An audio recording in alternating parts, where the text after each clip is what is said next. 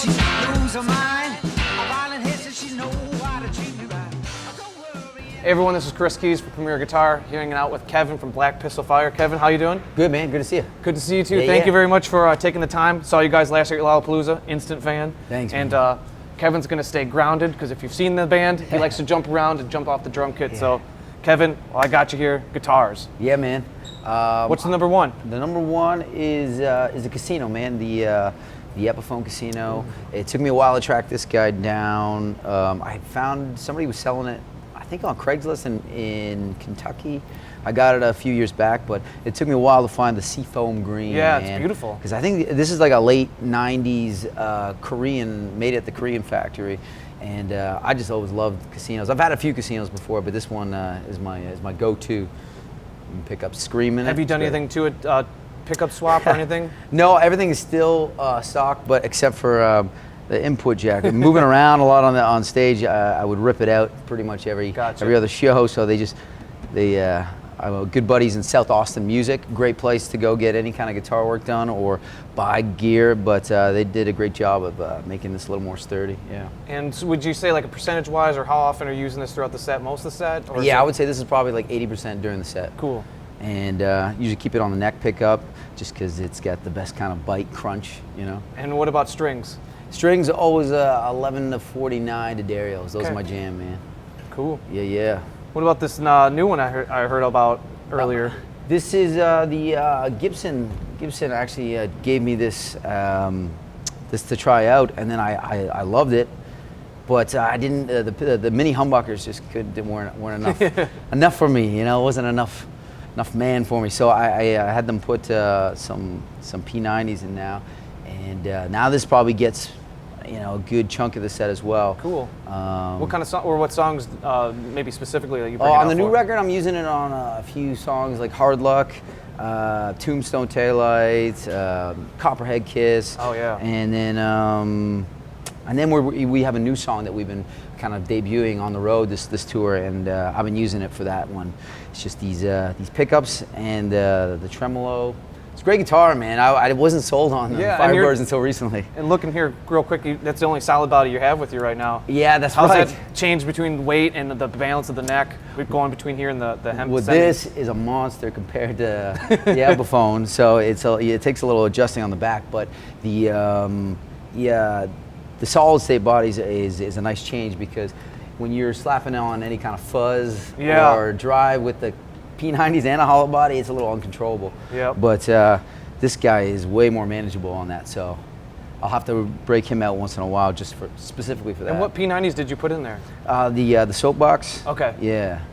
And dig them so far? Yeah. Sometimes if you leave it on the neck pickup, and I've got the treble boosted all the way, it can be a little bit like glass right in there. But I mean, it's a killer guitar. This is like my new baby right here. Nice. Yeah, man. And then another new one, right? This one I just got a few days ago in Nashville, North Carolina.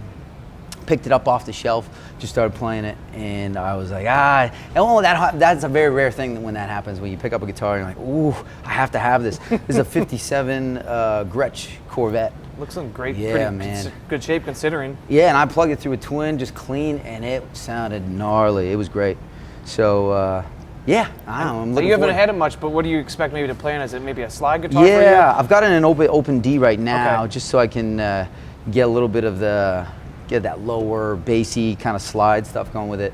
But I think it'll work a lot for some of the Americana, like country picking stuff we have. We got a couple tracks off our first record and our second record that are a little more country influenced. And maybe like Run Rabbit Run, you might yeah, man, it could. And these are great pickups as well, too. But yeah, man, I'm looking forward to this one. Yeah. What about the last? The last one is the very first guitar I ever owned. Really? Yeah, I went and bought this with my old man in Toronto at Capsule Music, and this is an Epiphone Sheraton, humbuckers. I haven't done really anything with it, but it's pretty much on its last leg. The neck is starting to crack a little bit. There's wear and tear everywhere. knob broke off a little while back. So I only keep it on the neck pickup anyways. So you're set. But this is now, I used to use this for the majority of all the sets, but now this is basically just my my slide guitar. I I use this on a song called Crow's Feet, and I just use it for open D tuning. So, but yeah, so I have to keep it. What do you like about the Sheraton, the casinos, just collectively as instruments? You know, being a hollow body guitar, I or love semi-hollows. What do you like Yeah. about those compared to anything else that you've played? The hollow body's just got that classic, classic vintage sound, but also it's got a nice kind of, you know, with the casinos, they can bite really hard, or if you can roll back on the tone or flip the pickup, you can get some of those really nice, bassy, clean, jazzy sounds. And but it's also, they're just so durable. Like I beat the shit out of these things. Yeah, I've seen it. And they always somehow manage to hold up.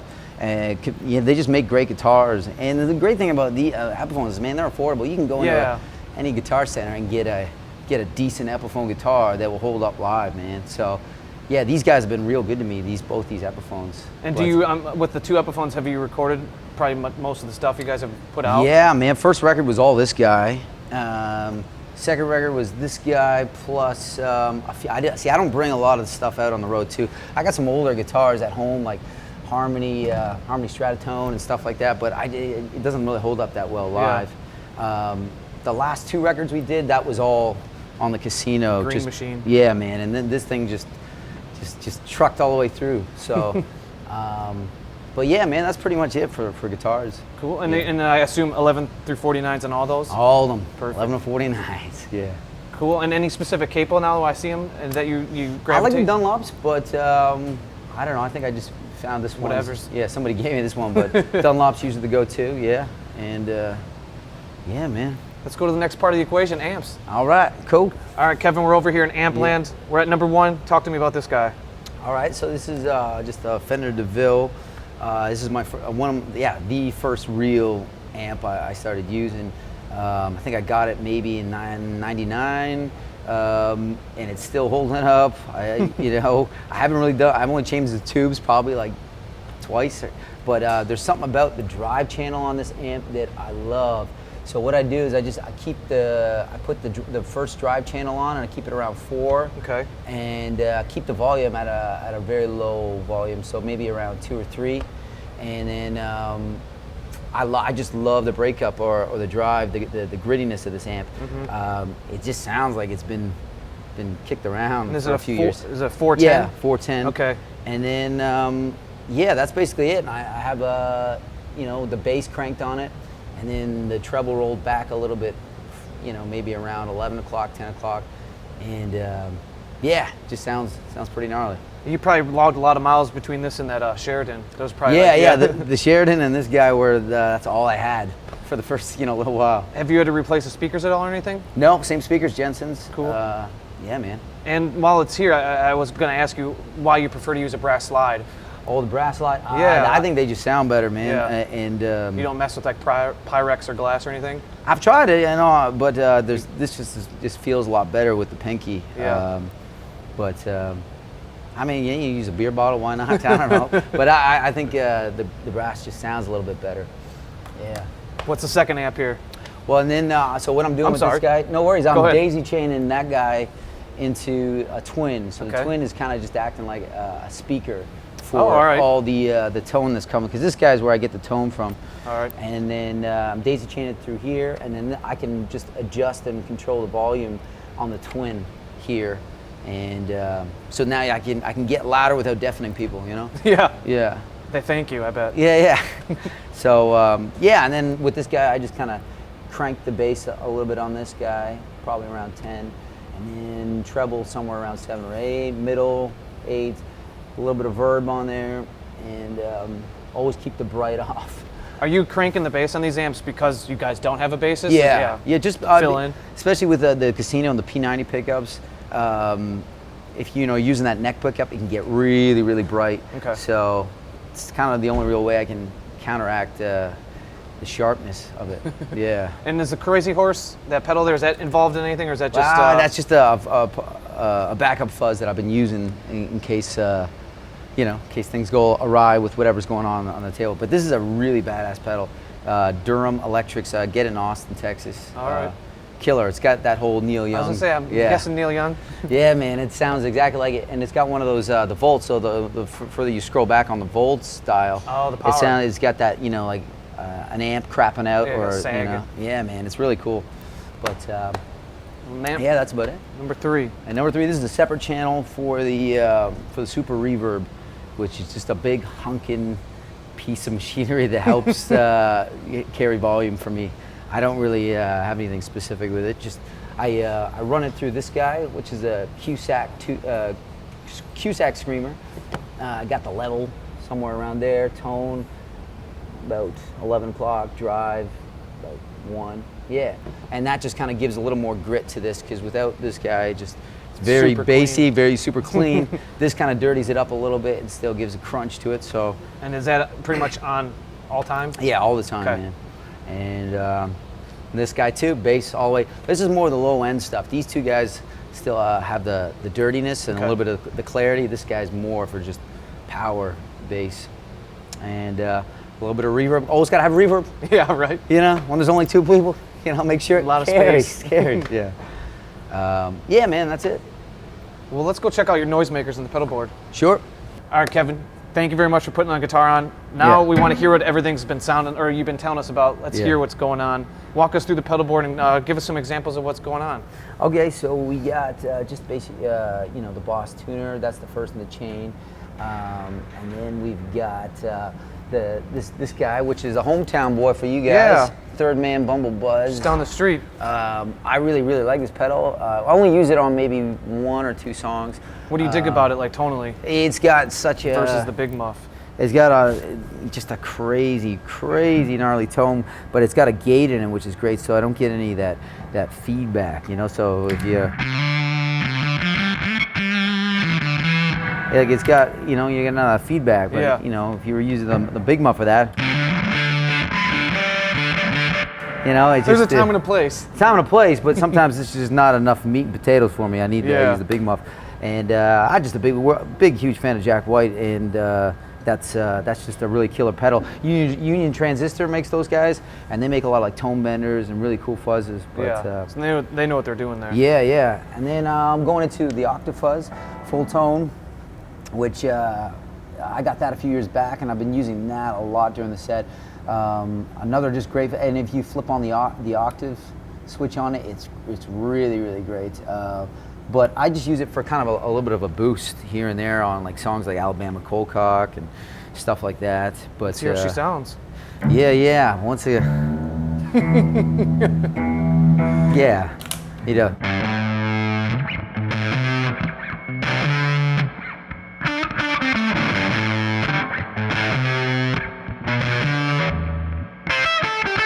So it's got like where it doesn't, you know, I can still control some of the feedback with this guy. Yeah. And then if you roll back flip the octave switch, you know, you get a lot of that.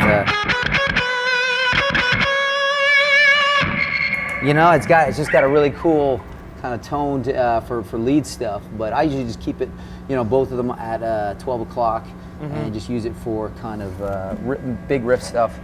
And then we're going into Super Trem, and that I only use that on a few tracks.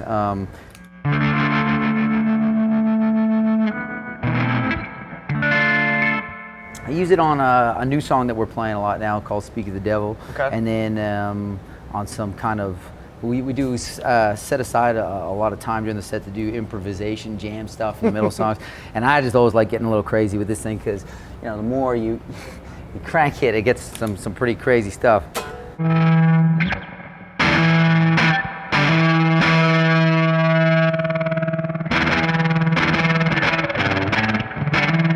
It's like stuff like his funky stuff to Yeah. make people go, "What the hell is that?" And some people might call it noise. Some people say, I call it "Turn that." fun. Yeah, that's what it is. And then we're going into the big muff, which is probably what I use the majority of the set, and that's just for dynamics for big choruses and stuff. And yeah, the volume's Yeah. max in that sucker. Yeah, I usually keep it right Right in the on- sweet spot. right there, and tone pretty much in the middle, because otherwise you just lose all kinds of that. And And yeah, I've been using I used to have the little big muff for many years, and that was like all I had was a tuner and a little big muff, nothing. And I didn't even have a board. I would just be dragging the pedals all crazy. You got them in your pockets, putting them out. And somebody said, "Man, you need to get a board, man." And but yeah, and then I just recently had this board set up by a really good friend in Austin, this fantastic musician, Emily Wolf. She helped me with the EQ. I just introduced this about, I don't know, a few weeks ago. How are you using that, and what's kind of you know, that just kind of helps out with a little bit of a boost every once in a while. If I'm doing some kind of lead chicken picking stuff.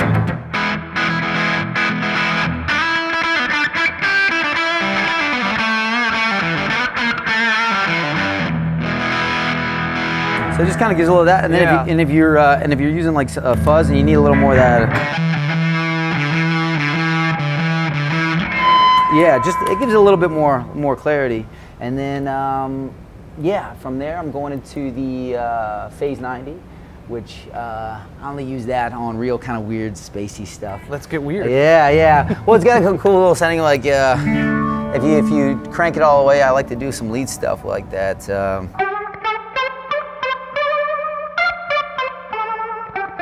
And it's got kind of like that, you know, no quarter Zeppelin kind of feel or something. I don't know what it is, but I really like it just to kind of experiment when we get a little spacey. Yeah. You can mix that with the delay and crank those all the way up, and you know, have people really going, all right, I've had enough, you know, you know. And then from there we go into the Pog, and Pog, I'm using that guy on a song called Copperhead Kiss.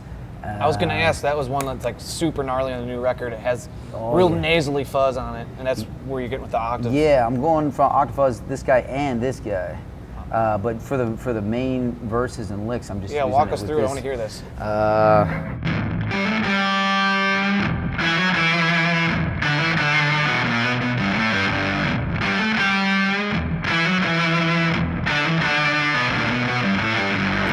And then like for the choruses, I'm just kind of cranking a.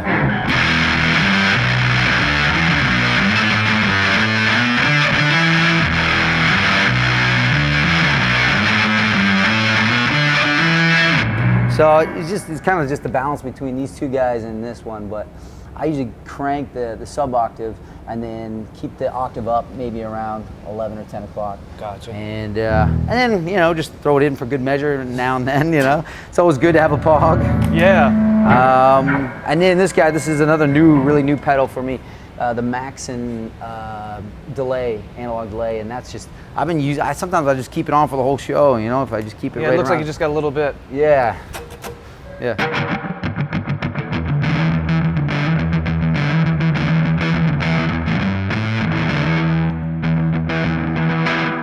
So sometimes I'll just keep it there, but then like I said, for some of that spacey stuff, you know, I'll just crank everything and, you know, just get real weird.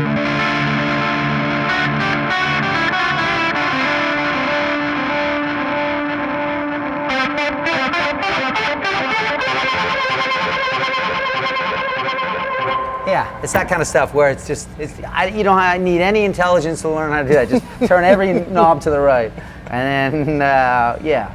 And then that's the last pedal in the chain, and then I just have a splitter between For the amps. For the DeVille and the Twin, and then this is a separate channel for the Twin reverb. I used to have a Princeton reverb that was going out of the C channel, but that got stolen after I saw that a gig. in the guitar too, right? Yeah. But I'll get another one eventually. But yeah, man, that's all I got. Do you find yourself down on the floor at all, switching with knobs as the night goes on? Yeah, sometimes. Especially with the Octafuzz. Okay. Because sometimes there's with the Casino, this is like right around the sweet spot where you don't get any feedback.